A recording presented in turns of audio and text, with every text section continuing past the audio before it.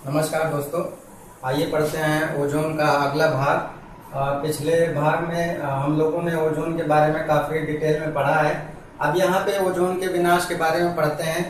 थोड़ा बहुत ओजोन के विनाश के बारे में हमने पिछले भाग में चैपमैन चक्र के बारे में देखा था कि कैसे ओजोन का विनाश होता है। यहाँ पे भी उसी की चर्चा करेंगे। ये प्राकृतिक तरीका है, इसको आप प्राकृतिक तरीके से कह सकते हैं। ओजोन का कैसे विनाश होता है।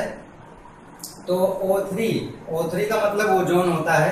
जब इस पे पराबैंगनी प्रकाश पड़ता है तो ये दो भागों में टूटता है। चैपमैन साइकिल में भी यही बताया गया था। टूटता है ऑक्सीजन में और ऑक्सीजन के एक परमाणु में।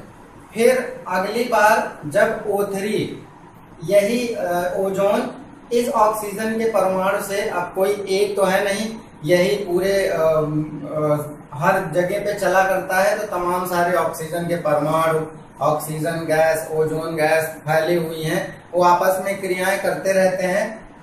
तो ओजोन ऑक्सीजन के परमाणु से क्रिया करती है, पराबैंगनी किरणें पड़ती हैं, तो फिर से ये टूटता है ऑक्सीजन और ऑक्सीजन में। तो यहाँ पे इस टूटने का मतलब क्या है? ये हमारी ओजोन है O3।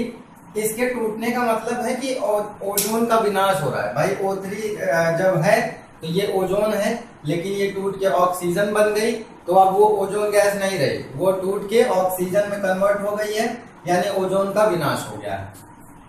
दूसरा, ये मानवजनित कारण है। मानवजनित कारण है कि मानव के द्वारा कैसे इसका ओजोन का विनाश किया जाता है।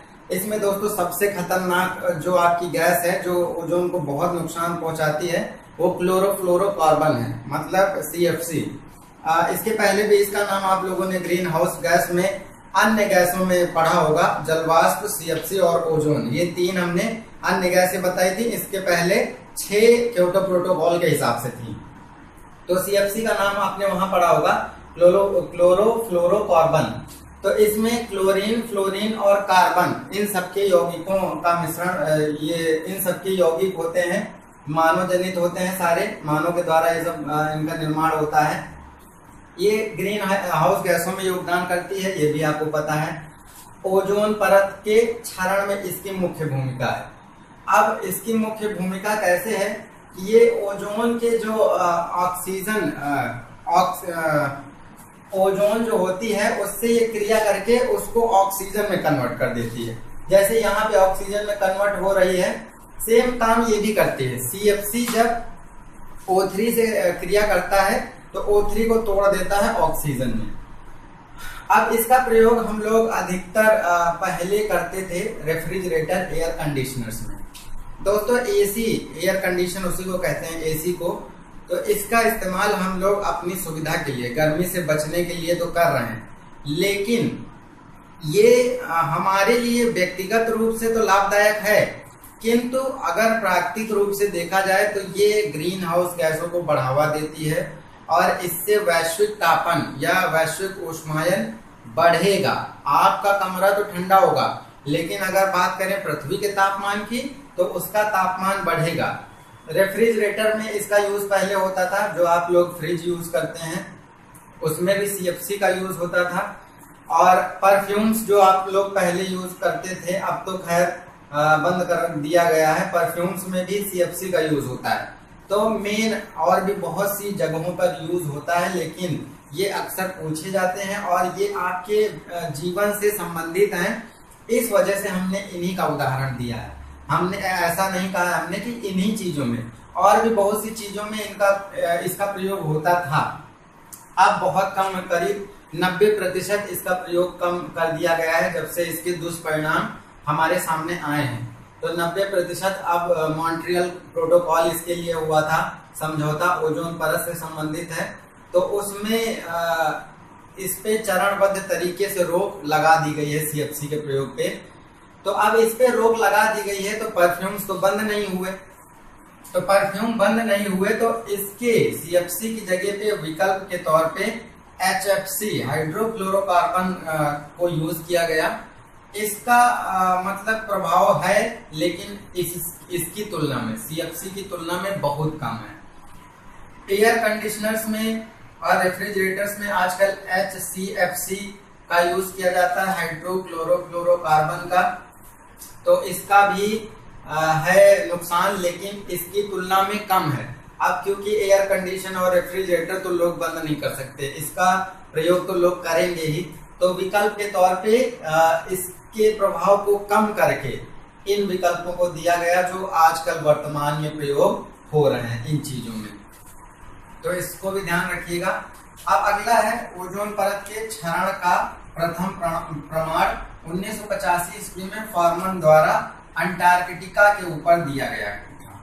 तो दोस्तों ओजोन परत हम लोग जान लेते हैं, ये कोई वास्तव में परत नहीं है। अगर आप लोग सोच रहे हो कि ओजोन परत का मतलब है कि एक बढ़िया सी परत होगी और उससे प्रकाश घुस नहीं पाता होगा और उसमें छेद होने का मतलब वो बीच में टूट जाती होगी, तो ऐसा कुछ भी नहीं है।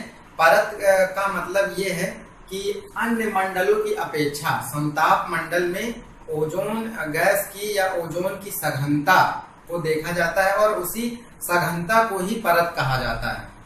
तो ये आप ध्यान रखिएगा, इसका मतलब परत नहीं समझिएगा एकदम, ये उसकी सघनता से संबंधित है। ओजोन परत की मोटाई को डॉब्सन इकाई में नापा जाता है। ये बहुत इंपॉर्टेंट क्वेश्चन है आपके लिए। डॉब्सन इकाई में मापा जाता है इसको। ओजोन परत की औसत मोटाई 300 डॉब्सन यूनिट है। ये आपका अगला इंपॉर्टेंट क्वेश्चन है कि ओजोन परत की जो औसत मोटाई है वो 300 डॉब्सन यूनिट है।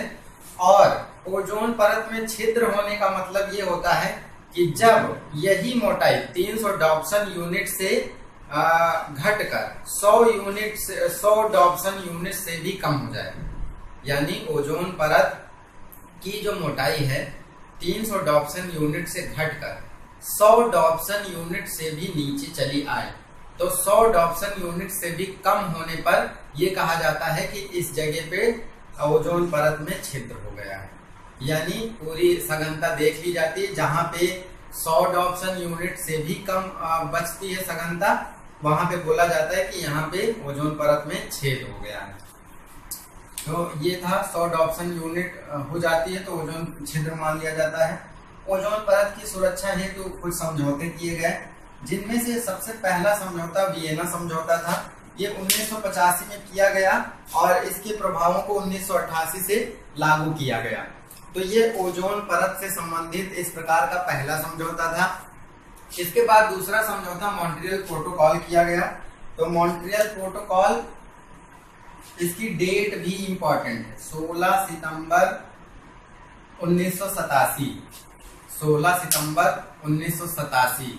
इसी की वजह से 16 सितंबर को ओजोन दिवस मनाया जाता है। आप लोगों ने मनाया होगा ओजोन दिवस, तो 16 सितंबर को इसीलिए मनाया जाता है क्योंकि मॉन्ट्रियल प्रोटोकॉल 16 सितंबर 1987 को किया गया था। इस मॉन्ट्रियल प्रोटोकॉल में ही हैलोन्स और CFC जो ये है क्लोरोफ्लोरोकार्बन, चरणबद्ध तरीके से इसके प्रयोग को लगभग समाप्त कर दिया गया है। 90 से 95% तक। अभी 2015 की HDR ह्यूमन डेवलपमेंट रिपोर्ट आई थी, उसमें बताया गया है कि इसका प्रयोग लगभग 90% तक कम कर दिया गया है। तो इस 16 सितंबर याद रखिएगा, 1987 में मॉन्ट्रियल प्रोटोकॉल हुआ और इसी वजह से 16 सितंबर को ओजोन दिवस मनाया जाता है। और मॉन्ट्रियल प्रोटोकॉल ओजोन से संबंधित है और क्योटो प्रोटोकॉल ग्रीन हाउस गैसों से संबंधित है। ये याद कर लेना। तो अभी इतना ही, थैंक यू।